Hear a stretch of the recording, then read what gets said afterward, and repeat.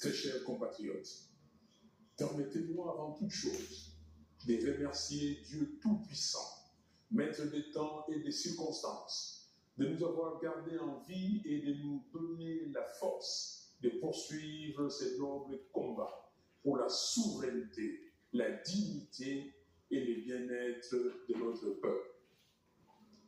En ce 30 juin 2024, marquant le 64e anniversaire de l'indépendance de notre nation, je suis partagé entre deux émotions. Une immense joie de m'adresser à vous après un long silence et une profonde tristesse face à la situation sombre et chaotique imposée par ceux qui ont usurpé notre souveraineté et confisqué nos rêves.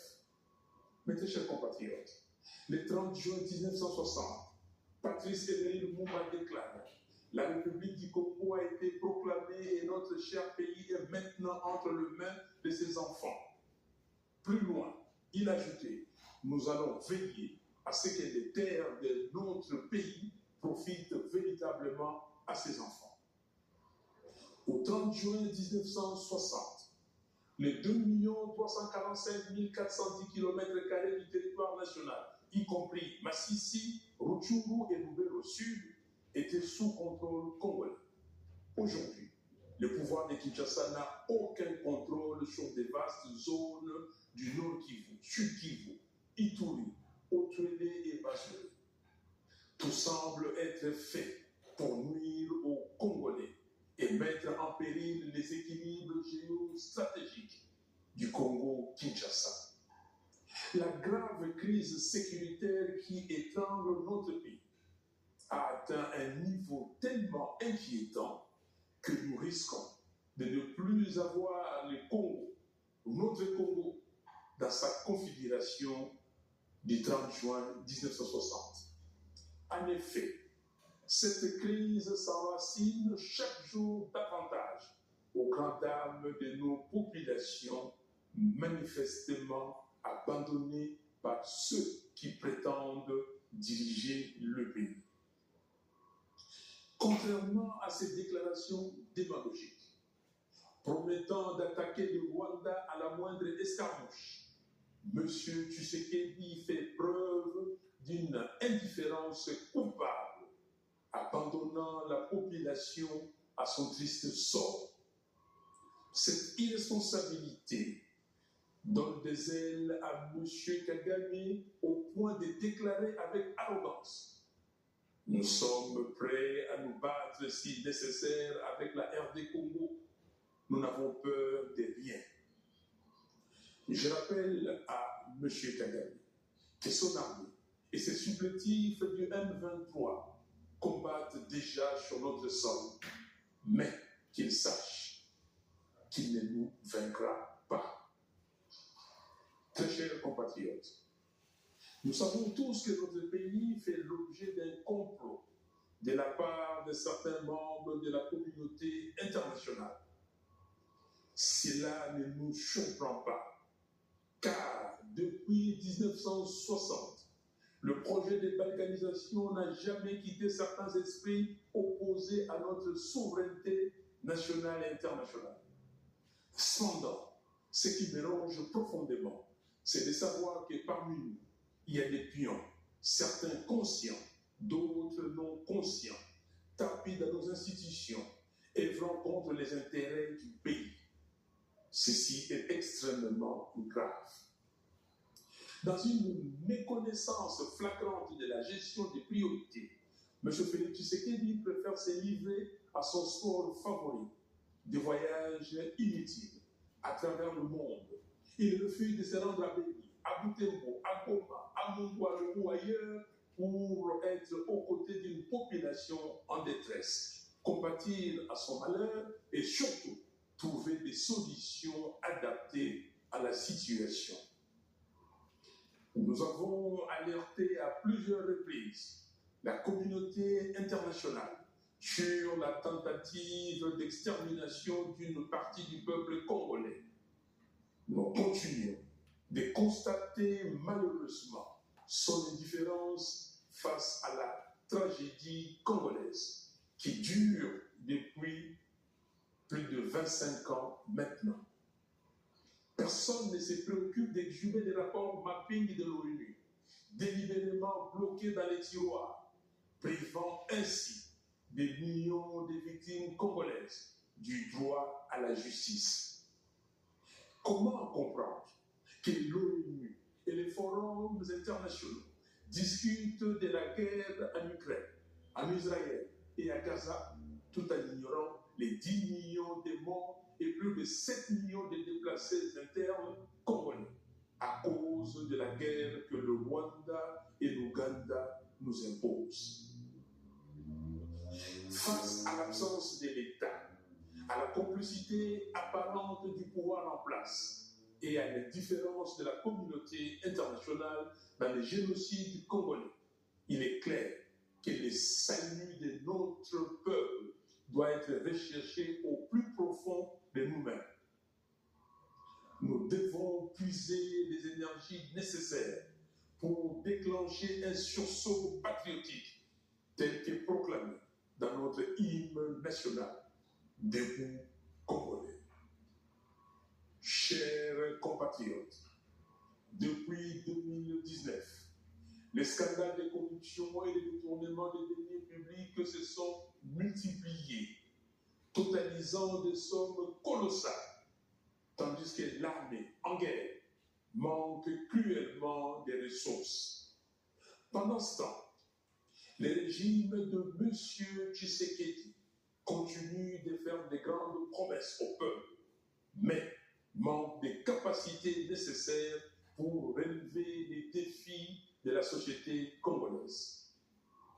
J'entends tous les jours vos cris de détresse face à la misère sociale, vos récriminations et plaintes sur la vie chère, sur la dépréciation du franc congolais par rapport au dollar, sur le manque d'infrastructures routières, aéroportières et portuaires, sur le manque d'accès à l'eau potable et à l'électricité, sur le manque de soins de santé, sur le manque d'emploi, sur la dégradation de la qualité de l'enseignement et sur les autres fléaux qui rongent la République. Oui, vous vous plaignez aussi de l'insécurité qui sévit dans toutes les grandes villes du pays, où les Kuluna, la milice UDPS, Force du Progrès, la Brigade spéciale d'intervention rapide de l'UDPS règnent en maître. Dans certains quartiers de Kinshasa, il faut même l'autorisation des Kuluna pour y accéder. Comme on peut le voir, le gouvernement de M. Félix Tshisekedi est fondé sur la démagogie, le mensonge, la diversion, la distraction, la corruption et la violence. Ce gouvernement entretient l'illusion que tout va bien, alors que la réalité est tout autre. La qualité de vie des Congolais se dégrade à mesure que la corruption et les vols s'aggravent. Congolaises et Congolais, en décembre 2023, dans une totale opacité, la CENI a organisé un simulacre d'élection qui a bénéficié à M. Tshisekedi et à son union sacrée, coûtant plus de 1,3 milliard de dollars aux contribuables congolais pour produire des institutions totalement illégitimes. Pourtant, aucun audit sur la gestion des fonds publics par la CENI n'a été effectué. L'Assemblée nationale et le Sénat, comme les autres institutions du pays, dépensent l'argent des Congolais sans aucun devoir de redevabilité. Les deux chambres du Parlement sont des caisses de résonance qui se nourrissent de la cupidité des politiciens de circonstances et des faibles d'esprit. En plus de cette tendance démesurée à l'enrichissement illégal, M. Félix Tshisekedi divise chaque jour davantage les Congolais par un tribalisme primaire, jamais vécu jusqu'alors dans notre pays, détruisant ainsi la cohésion nationale. Comble de malheur, il envisage maintenant de changer la Constitution cela ne passera pas. Il n'y aura pas de changement de constitution en RDC. Pour qu'il réussisse une telle funeste entreprise, M. Tshisekedi devra marcher sur les cadavres de millions de Congolais qui sortiront dans les rues pour lui barrer la route. Mes très chers compatriotes, il est temps de prendre en charge notre destinée. Il est urgent de stopper ces oppresseurs du peuple. Ne soyons plus dupes des discours vides d'essence, des hypocrites qui ont transformé notre pays en une maison de retraite à ciel ouvert. Nous devons restaurer l'intégrité du territoire national, pacifier la nation, instaurer l'état de droit, rechercher la cohésion nationale et garantir une gouvernance intègre. Et pour ce faire, nous avons besoin d'institutions légitimes, un président et un parlement élus démocratiquement, un gouvernement intègre et une justice vertueuse. La transparence électorale doit être indissociable à la question de notre souveraineté nationale. Notre combat est triple: le respect strict de notre Constitution, la défense de notre souveraineté et la recherche permanente du bien-être de notre peuple. Ce combat sera ardu, car ceux qui ont pris le pouvoir par des moyens illégitimes n'accepteront jamais la vérité des gens. Ce qui s'est passé en 2018 et les simulacres d'élections de décembre 2023 doivent être des leçons pour nous. En attendant, j'exige la publication des barèmes de rémunération et des avantages divers pour tous les agents publics de l'État, du président de la République jusqu'aux huissiers de la fonction publique. La rubrique Fonds spécial d'intervention doit être supprimée des dotations budgétaires de deux chambres du Parlement. Je demande que les audits complets du Parlement et de la CNI soient menés au plus vite. Les bureaux de l'Assemblée nationale et du Sénat ne doivent plus gérer les cash. Toutes les opérations doivent passer par la banque. Aussi, tous les membres du bureau de la CNI doivent démissionner et être traduits en justice. Par ailleurs, il est impératif de faire la lumière sur toutes les affaires de corruption et de détournement des deniers publics répertoriés à ces jours.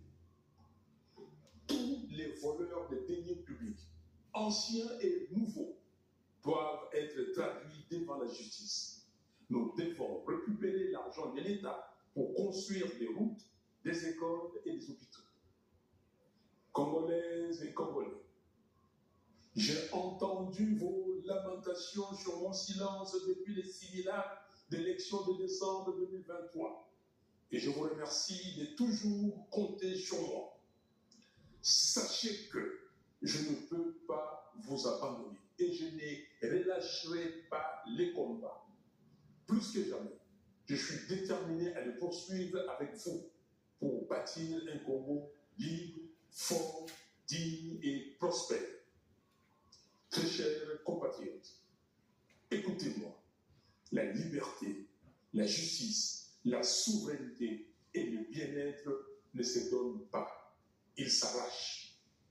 Comme les autres peuples africains, refusons d'accompagner des politiciens véreux qui ne cherchent qu'à s'enrichir.